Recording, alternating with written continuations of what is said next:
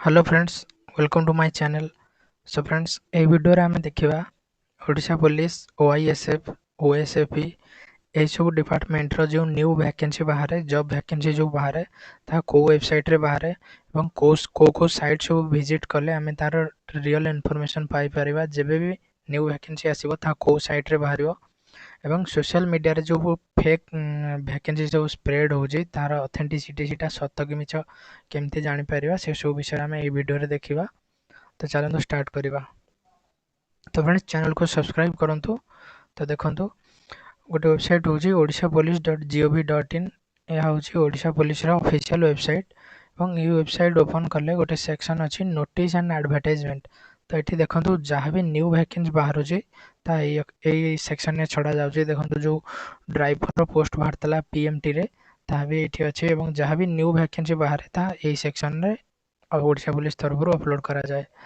और आ गोटे वेबसाइट होची opssb.nic.in। यह होची Odisha police state selection board रो ऑफिशियल वेबसाइट।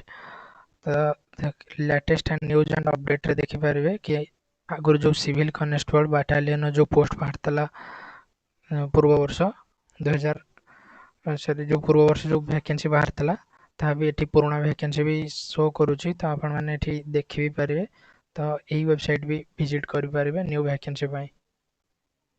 तो आउरी गोटे भी वेबसाइट अछि देखो ये आ गोटे वेबसाइट oprecruitment.in जहाँकि एबे जो ओडिशा पुलिस रो जो ड्राइवर रो वैकेंसी आसी तार ऑनलाइन एप्लिकेशन यही साइट रे अप्लाई होची।